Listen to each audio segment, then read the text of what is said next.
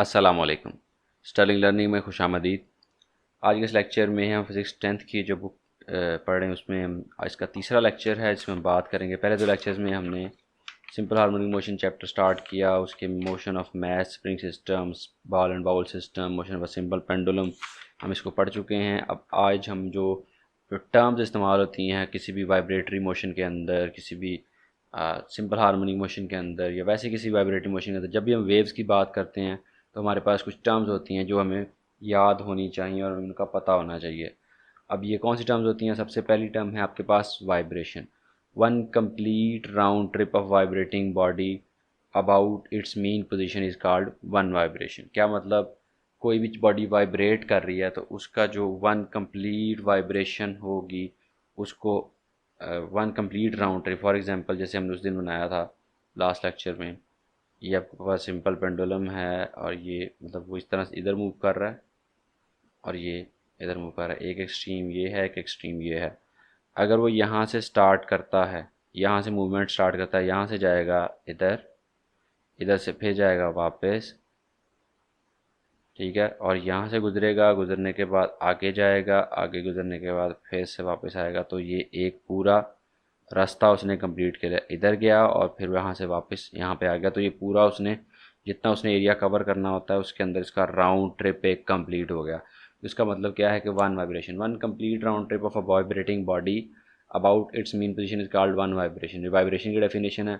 इसी तरह अब इस वाइब्रेशन को कंप्लीट करने में यहाँ से शुरू हुआ, इधर आया, इधर से वापस गया और यहाँ पे वापस आया, तो इसमें जो टाइम लगता है, जो इतना इसमें जो टाइम यूज़ हुआ उसको कहते हैं हम टाइम पीरियड। और उसको हम मोस्टली किसके साथ लिखते हैं? कैपिटल टी के साथ, ठीक है। उसकी वैल्यूज़ कैलकुलेट करने के लिए आपके पास जो स्प्रिंग सिस्टम है उसके अंदर भी तरीका है, और जो आपके पास दूसरा है सिंपल पेंडुलम है उसमें भी आपके पास फार्मूला है, तो वो दोनों फार्मूले इस्तेमाल हो सकते हैं। उसके बाद फ्रीक्वेंसी। फ्रीक्वेंसी क्या है? एक सेकंड के अंदर ये कितनी वाइब्रेशंस आती हैं, ये जो राउंड ट्रिप्स हैं एक सेकंड में कितनी होंगी, उसको हम फ्रीक्वेंसी बोलते हैं। नंबर ऑफ वाइब्रेशंस और cycles of vibrating body in one second is called frequency. ये वाइब्रेशंस हैं, साइकिल्स हैं ऑफ वाइब्रेटिंग बॉडी। इसी तरह फ्रीक्वेंसी हम किसी भी चीज़ की ले सकते हैं कि एक सेकंड के अंदर कोई चीज़ कोई हिट कर रही है, किसी चीज़ को आप किसी चीज़ को कंटिन्यूस हिट कर रहे हो तो उसकी फ्रीक्वेंसी क्या होगी कि आप कितनी दफ़ा उसको हिट कर रहे हो। इसी तरह आपके पास जो हार्ट बीट है, आपके पास 60 to 70 80 शायद किसी जो नॉर्मल ह्यूमन बीइंग है उसकी होती है पर मिनट के हिसाब से, तो उसमें भी उसकी फ्रीक्वेंसी निकाल लेते हैं कि पर सेकंड में वो कितनी दफ़ा बीट करता है, हार्ट बीट कितनी दफ़ा, दिल कितनी दफ़ा अपने बीट करता है। तो ये सारा जो है हम इसको फ्रीक्वेंसी बोलते हैं, जो एक सेकंड के अंदर जितना वो काम करता है। और ये किसके इसका फ्रीक्वेंसी का रिलेशन बड़ा आसान है। फ्रीक्वेंसी और टाइम पीरियड का रिलेशन है एक दूसरे के रेसिप्रोकल है। टाइम पीरियड क्या होता है कि एक वाइब्रेशन कंप्लीट करने में कितना टाइम लगेगा, और फ्रीक्वेंसी है कि कितनी वाइब्रेशंस एक सेकंड के अंदर होती हैं। तो इनको अगर टाइम पीरियड को उल्टा दें तो फ्रीक्वेंसी आ जाती है, फ्रीक्वेंसी को उल्टा कर दें तो टाइम पीरियड आ जाता है। Amplitude, the maximum displacement of vibrating body on either side of from its mean position is called its amplitude. जैसे ये आपके दरमियान ये है इसकी मीन पोजीशन एम से, और ये एक एक्सट्रीम है और ये इसकी दूसरी एक्सट्रीम है। यहाँ से लेके यहाँ तक इसको भी एम्पलीट्यूड बोलेंगे, और यहाँ से लेके यहाँ तक ये जो इसको भी एम्पलीट्यूड बोलेंगे। मीन पोजीशन से किसी भी पीक की तरफ चले जाएं, लेफ़्ट पीक की तरफ, राइट पीक की तरफ चले जाएं, तो इसको क्या बोलेंगे? हम एम्पलीट्यूड बोलेंगे। और उसको कैपिटल ए के साथ हम ज़ाहिर करते हैं। Maximum displacement of vibrating body on either side from its mean position is called its amplitude. अच्छा, इसके अंदर जो एग्जांपल्स आ रही हैं दरम्यान आपको नज़र आ रही हैं, ये 10.1 एग्जांपल आई है। इसको मैं आप यहाँ से देख सकते हैं, लेकिन इसको मैं यहाँ पे सॉल्व नहीं करूँगा। जब इसके न्यूमेरिकल करवाऊँगा उसके बाद आप इसको एग्जांपल्स को बड़ी आसानी से खुद सॉल्व कर सकोगे। और अगर इसमें कुछ टेक्निकल चीज़ होगी भी तो अगर आपने न्यूमेरिकल सही समझ लिए तो आपको ये चीज़ समझ आ जाएगी। और फिर अगर आप न्यूमेरिकल समझने के बाद ये कर सकोगे तो मतलब आपको न्यूमेरिकल्स की समझ सही आ गई है। उसके बाद अगला हमारे पास है डैम्प्ड ऑसिलेशन। डैम्प्ड किसे कहते हैं? वैसे अगर बात करें तो डैम्पिंग होता है किसी चीज़ का गीला होना, किसी चीज़ का ख़राब, मतलब उसके अंदर कोई नमी आ जाना, जो होता है ना डैम्पिंग इफ़ेक्ट, जिसमें आपके घरों के अंदर नमी आ जाती है। तो नमी मतलब उसके अंदर स्लोनेस आ जाती है। Vibrating motion of ideal system in the absence of any friction. ये जो हम पेंडुलम की बात कर रहे हैं कि ये पेंडुलम को हिलाएंगे तो ये कंटिन्यूस मूवमेंट करता रहेगा, या इसको हिलाएंगे तो कंटिन्यूस मूवमेंट करता रहेगा, ऐसा होता नहीं है असल में। अब अगर आप ये बाल एंड बाउलर सिस्टम ले लें, कोई आपके पास बाउल है किसी भी तरह का, प्लास्टिक का, लोहे का, शीशे का, उसके अंदर बॉल रखें, उसको हिला दें एक दफ़ा, तो आप देखेंगे थोड़ी सी टाइम के बाद वो जो बॉल है वो हिलना बंद हो जाएगी और वो दरमियान में रुक जाएगी। उसकी वजह क्या होती है, बहुत सारे आपके पास रियल लाइफ फैक्टर्स आते हैं, जिसमें आपके पास एयर फ्रिक्शन है, जिसमें आपके पास जैसे याल सिस्टम, ये फोर्स फ्रिक्शन फ्रिक्शन होती है, एयर फ्रिक्शन होती है, और वो उसको रोक देती है, क्योंकि जो एनर्जी है वो उसके अगेंस्ट यूज़ हो रही है, और एनर्जी जो है वो ज़ाया हो रही है, इस वजह से उस वाइब्रेटिंग बॉडी की एनर्जी इस्तेमाल होती जाती है, उसके एक टाइम आता है उसके बाद वो रुक जाती है। तो इसी को डैम्प्ड ऑसिलेशन की उसने कहा है कि जो सिस्टम इस तरह करे कि जब उसको मोशन स्टार्ट कर दें और वो एनर्जी, उसकी मैकेनिकल एनर्जी, फ्रिक्शन उसकी मैकेनिकल एनर्जी को रिड्यूस कर दे और वो रुक जाए, तो उसको कहते हैं डैम्प्ड। उस सिस्टम को, उस मोशन को कहते हैं damped motion. The damping progressively reduces the amplitude of vibrating body as shown in figure. यहाँ पे आपको दिखाया हुआ है, उसने जो भी मोशन कर रहा था चीज़, उसने उसकी वो बनाई हुई है आपके पास, वेव बनाई हुई है। तो वेव का मतलब क्या है, पहले उसकी एम्पलीट्यूड ज़्यादा थी, फिर कम होती होती होती होती एक टाइम आया उसकी बिल्कुल वो ज़ीरो हो गया। अब इसके एग्जांपल्स क्या हैं, शॉक एब्जॉर्बर्स हैं। Shock absorber in automobiles are one practical example of damped oscillation. वो जिन्हें हम शॉक कहते हैं, आम कहते हैं जी, शाख वाले, शाख डलवाने हमने बाइक के, पंजाबी में और उर्दू में भी इस तरह से बोलते हैं। तो वो शॉक एब्जॉर्बर, उसका नाम इस वजह से शॉक कहते हैं झटके को, और एब्जॉर्बर मतलब वो झटका जो है उसको एब्जॉर्ब कर लेते हैं, ऊपर जो बंदा बैठा हुआ है बाइक पे या गाड़ी पे, उसको वो महसूस नहीं होते। The upper part of shock absorb is firmly attached to the body of the car or the bike. When the car travels over a bump on the road, the car may vibrate violently. The shock absorber damp these vibrations and convert their energy into heat energy of the, और इसके अंदर जो oil होता है उसको वो गर्म कर देता है, क्योंकि पहले ये पिस्टन मूव करता है, और पिस्टन की जो अंदर ऑयल है वो उसका हीटअप हो जाता है, उसकी एनर्जी कुछ खा लेता है, उस मतलब अपने अंदर एब्जॉर्ब कर लेता है, और कुछ एनर्जी जो है वो आपके पास गाड़ी तक पहुंचती है। तो इस वजह से आपको जो जंप्स हैं वो कम लगते हैं। और अगर किसी आप में से किसी का ये एक्सपीरियंस हो, आपने जो ट्राली ट्रैक्टर होता है, ट्रैक्टर के नीचे भी कोई वो नहीं होते, शॉक्स वगैरह नहीं होते, ट्राली के नीचे भी नहीं होते, अक्सर ट्रालियों के नीचे नहीं होते, कुछ जो ट्रालीज नहीं बन रही हैं उनके अंदर होती हैं। तो अगर आप उनके ऊपर बैठने का एक्सपीरियंस है तो आपको पता होगा कि एक हल्का सा भी जंप लगे तो बंदा, ट्राली के अंदर बैठा हुआ बंदा उड़ के गिरता है।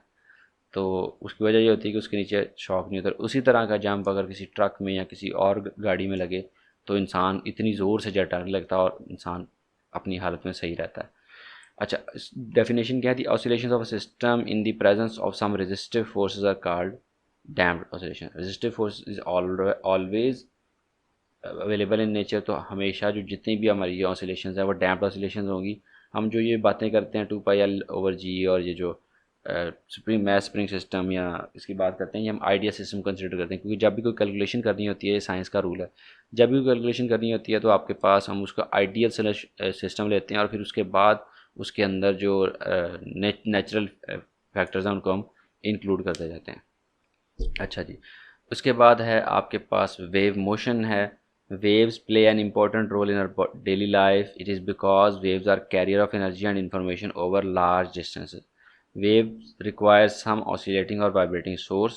वेव डेली लाइफ में बहुत इंपॉर्टेंट काम करती हैं, वो कैरी करती हैं एनर्जी को और इन्फॉर्मेशन को लार्ज डिस्टेंस पे। इसकी मिसाल आपके पास मोबाइल है, मोबाइल के साथ कोई भी तार अटैच नहीं होती, उसमें से जो निकलती हैं बातें हम बात करते हैं वो सिग्नल की फॉर्म में निकलती हैं, और वहाँ पे आपको आपको आसपास आपके इलाके में बड़े बड़े टावर लगे हुए नज़र आएंगे। वो टावर क्या करते हैं, उन मोबाइल की सिग्नल्स को कैच करते हैं और आगे उसको ट्रांसफ़र कर देते हैं। मैं खुद टेलीकॉम इंजीनियर हूं, तो मैंने इस चीज़ को डिटेल में पढ़ा हुआ। तो ये वेव मोशन जो है वहाँ पे हमारी बहुत मदद करती है। और इसी तरह आपने सैटेलाइट कम्युनिकेशन करनी है किसी भी तरह से, जहाँ पे आपके पास वायरलेस कम्युनिकेशन जिसे कहते हैं, जहाँ पे वायर नहीं है वहाँ पे वेव्स काम कर रही हैं। तो वो जो वेव्स हैं वो एक जगह से दूसरी जगह इन्फॉर्मेशन भी ले जाती हैं और एनर्जी भी ले जाती हैं। तो यहाँ पे उसने डिफरेंट सोल्यूशन दिए हैं, एक्टिविटीज़, आप इसको पढ़िएगा। इसमें आप सिंपल से बताया हुआ कि किस तरह से वेव मोशन होती है। पहले उसने कहा जी, एक बॉक्स के अंदर पानी ले लें, उसके एक साइड पे जब पेंसिल डिप करेंगे तो आपको नज़र आएंगी उसकी वेव सर्कल में बाहर निकलती हुई। इसकी मिसाल अगर आप लोगों ने कभी वो पत्थर वगैरह फेंके पानी के अंदर, फेंकते होंगे, छोटे होते बच्चे सारे करते हैं ऐसा काम, तो वहाँ पे भी आपको वेव्स नज़र आती हैं। इस तरह वो पानी मूव करता हुआ नज़र आता है, बड़ा अच्छा लगता है। मैं तो करता होता था जब बचपन में था, आप लोगों ने शायद किया हो। अगर नहीं किया तो ये वाला करके देख लेना। किसी भी बर्तन के अंदर पानी लेके उसके यहाँ पे उसने कॉर्क रखा हुआ, कॉर्क होता है फोम टाइप का होता है, ये हल्की सी लकड़ी सी होती है, फोम टाइप होती है ज़्यादा, तो ये डूबता नहीं है पानी के अंदर, ऊपर पड़ा रहता है। तो इधर पेंसिल से डिप करेंगे तो आपको ये जो कॉर्क है ये हिलता हुआ नज़र आएगा, ये भी ऊपर नीचे हिलेगा और जिस तरफ वेव्स जा रही हैं उस तरफ जाने की कोशिश करेगा। मतलब इसकी एनर्जी जो हम पेंसिल की एनर्जी जो इसके अंदर पहुँचा दे रहे हैं वो इस कॉर्क को मूव करवा रही है। इसी तरह रोप है, रोप ले लें, उसका एक एंड किसी जगह पे बांध दें या दोनों साइड पे किसी अपने बहन भाई को पकड़ा दें, दूसरी तरफ से आप इसको ज़रा एक दफ़ा रस्सी को ऊपर ऐसे करके झटका दें तो आपको एक जो एक पूरी वो बेंड सा है वो जाता हुआ नज़र आएगा। वो उसको क्रस्ट बोलते हैं। और फिर अगर आप उसको कंटिन्यूस करते जाएं, ऊपर नीचे हाथ करते जाएं, तो क्रस्ट और ट्रफ इस तरह करके आपके पास वेव्स बन जाती हैं। ये आपने पकड़ा और यहाँ से ऐसे करके वेव्स बन जाती हैं। और वो वेव जो अगला बंदा अगर इसने हाथ में पकड़ी हुई तो यहाँ से आप वेव बना रहे हैं, यहाँ पे सोर्स है, यहाँ पे उसका रिसीवर है। तो ये जो ये वाला बंदा, ये ज़्यादा बाहर चला गया, ये वाला जो बंदा है इस तरफ, इसको भी महसूस होगी उस वेव की मूवमेंट की वजह से, इसका हाथ भी ऊपर नीचे हिलेगा, मतलब यहाँ से एनर्जी इधर ट्रांसफ़र हो रही है।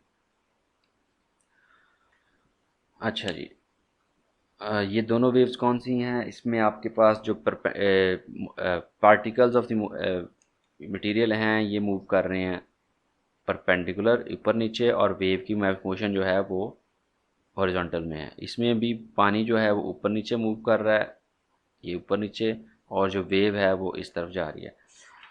इसी बात को वो रखते हुए हमारे पास दो टाइप्स आ जाती है मैकेनिकल वेव। पहले सबसे पहले वेव क्या है? वेव की definition, a wave is a disturbance in the medium which causes the particles of the medium to undergo vibratory motion about their mean position in equal intervals of time. सबसे पहले wave की definition, wave होती क्या है, और क्योंकि हम यहाँ पे जो बातें कर रहे हैं ये भी असल में वेव्स ही बनाती हैं। तो ये क्या है? Wave is a disturbance. Wave किसी भी बॉडी के अंदर, किसी भी चीज़ के अंदर कोई ख़राबी है इन द मीडियम, जिस मीडियम में होती है, which causes the particles of the medium to go undergo vibratory motion, जिससे उस जो मीडियम पार्टिकल की मीडियम है वो वाइब्रेटरी मोशन करते हैं अबाउट देयर मीन पोजीशन, अपने सेंटर पोजीशन के गिर्द, and in equal intervals of time. Equal intervals of time मतलब जो ये जो चीज़, ये जो है अगर 1 सेकंड में ऊपर नीचे गया तो ये भी 1 सेकंड में ऊपर नीचे जाएगा, अगर आधे सेकंड में ये ऊपर नीचे गया तो ये भी आधे सेकंड में ऊपर नीचे जाएगा, क्योंकि टाइम जो फ्रीक्वेंसी होती है वो अगर कांस्टेंट होती है। There are two categories of waves. अब दो कैटेगरीज हैं आपके पास। वेव की डेफिनेशन होगी, अब उसके बाद आपके पास दो कैटेगरीज हैं, एक है मैकेनिकल वेव्स और एक है electromagnetic waves. Mechanical waves which require any medium for their propagation are called mechanical. कोई मीडियम चाहिए होता है, कोई जैसे how air is a good medium, तो एयर के ऊपर वो बैठ के एयर को, एयर के पार्टिकल्स को मूव करवा के वेव आगे चलती है। इसी तरह और दूसरी जो है, और इस तरह अगर पानी के ऊपर देख लें तो पानी जो मूव कर रहा होता है ऊपर नीचे, पानी का मीडियम है ना, पानी मीडियम है, तो पानी मूव ऊपर नीचे कर रहा होता है और वेव आगे ट्रैवल कर रही होती है। इस तरह आपके पास इलेक्ट्रोमैग्नेटिक वेव्स हैं, इनको किसी भी मीडियम की ज़रूरत नहीं होती प्रोपगेशन के लिए, इसको इलेक्ट्रोमैग्नेटिक वेव्स कहते हैं। और ये किस तरह से चलती हैं? इलेक्ट्रिक फील्ड और मैग्नेटिक फील्ड से। इलेक्ट्रिक फील्ड जो है वो आपकी यहाँ पे आपको फिगर बनी हुई नज़र आ रही है। अगर मैग्नेटिक फील्ड इस तरह से है, ठीक है, ये यहाँ पे इसको मैं इससे बताता हूँ, ये आपके पास वाई एक्सिस है और ये आपके पास एक्स एक्सिस है। तो ये जो मैग्नेटिक फील्ड है ये आपकी वाई एक्सिस की तरफ ऊपर नीचे मूव कर रही है। तो जो आप, और यहाँ पे ये जेड एक्सिस है नीचे अंदर की तरफ। तो ये जो मैग्नेटिक फील्ड है वो आपको ऊपर नीचे है, तो इलेक्ट्रिक फील्ड जो होगी वो ऐसे, ये इस तरह से, अगर इसको मैं 3D में अभी बना नहीं सकता, लेकिन यहाँ पे आपको बनी नज़र आएगी। ये ऊपर नीचे मूव कर रही है और ये ऐसे, जैसे ये देखें, मैग्नेटिक फील्ड ऊपर नीचे मूव कर रही है और जो इलेक्ट्रिक फील्ड है वो ऐसे ऐसे साथ चल रही है। तो ये दोनों एक दूसरे को, इलेक्ट्रिक फील्ड की वजह से मैग्नेटिक फील्ड प्रोड्यूस होती है, मैग्नेटिक फील्ड की वजह से इलेक्ट्रिक फील्ड प्रोड्यूस होती है, तो ये दोनों एक दूसरे को प्रोड्यूस करते हुए आगे चलती हैं, इसलिए इनको मीडियम की ज़रूरत नहीं होती, इसलिए इनको इलेक्ट्रोमैग्नेटिक वेव्स कहते हैं। उसके एग्जाम्पल्स हैं, मैकेनिकल वेव्स की एग्जाम्पल है water wave, sound wave and waves produced on the string और एंड स्प्रिंग्स। और दूसरी है radio waves, television waves, x-ray, heat and light waves are some examples of electromagnetic waves. इसके बाद हमारे पास नेक्स्ट टॉपिक है जी टाइप्स ऑफ मैकेनिकल वेव्स हम नेक्स्ट लेक्चर में पढ़ेंगे। और wave as carrier of energy अगर 3-4 लेक्चर्स में और इंशाल्लाह चैप्टर ख़त्म हो जाएगा। चलिए इसी के साथ आज का लेक्चर ख़त्म हुआ, और दुआओं में याद रखिएगा, अपना ख्याल रखिएगा, और अल्लाह आपकी हिफाजत फरमाए, और अल्लाह आपको हर मामले में कामयाबियाँ अता फरमाए। खुदा हाफिज़ और अल्लाह आपका निगहबान।